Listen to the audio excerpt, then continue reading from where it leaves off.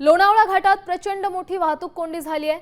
सलगच्या सुट्ट्या त्यामुळे मुंबईवरून पुण्याला जाणाऱ्या आणि पुण्यावरून मुंबईकडे येणाऱ्या मार्गावर वाहतूक कोंडी झाली आहे। त्यामुळे प्रवाशांचे मोठ्या प्रमाणावर हाल झाले।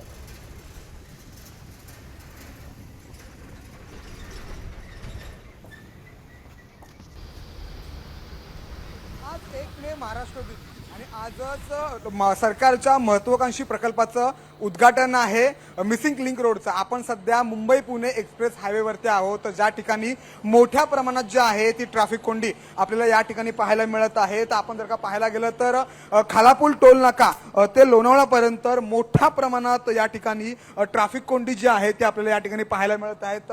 लांबच्या लांब रांगा ज्या आहेत ते या ठिकाणी लागलेल्या आपल्याला पाहायला मिळत आहेत।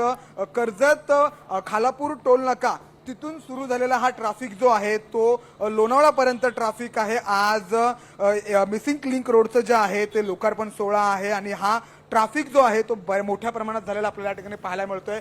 जर का पाहायला गेलं तर आजपासून म्हणजे आज 1 मे महाराष्ट्र दिन, उद्या शनिवार आणि परवा रविवार सलग 3 दिवस सुट्ट्या आल्यामुळे हा मोठ्या प्रमाणात ही वाहतूक कोंडी जी आहे ती मुंबई पुणे एक्सप्रेस हायवेवरती झालेली आहे। आणि सगळ्यात महत्त्वाचं म्हणजे खासदार सुप्रिया सुळे यांना देखील या ट्रॅफिकचा जो आहे तो फटका बसलेला आहे। आपण त्याच मुंबई पुणे एक्सप्रेस हायवेवरती आहोत, ज्या ठिकाणी ही प्रचंड मोठी वाहतूक कोंडी जी आहे ती झालेली आहे। सलग 3 दिवस सुट्ट्या आल्या त्यामुळे ही वाहतूक कोंडी झालेली आहे। आणि थोड्याच वेळात जे आहे ते मिसिंग लिंक रोडचं लोकार्पण सोहळा होणार आहे। मुख्यमंत्री आणि दोन्ही उपमुख्यमंत्री या ठिकाणी येतील आणि त्या मिसिंग लिंक रोडचं लोकार्पण करतील। पण ही मोठ्या प्रमाणात ट्रॅफिक कोंडी जी झालेली आहे, कदाचित त्याचा फटका जो आहे तो मुख्यमंत्री आणि उपमुख्यमंत्री यांना देखील बसतो का, आता हे पाहणं महत्त्वाचं आहे। कॅमेरामॅन राकेश सह मी सूरज मसूरकर, साम टीव्ही, लोणावळा।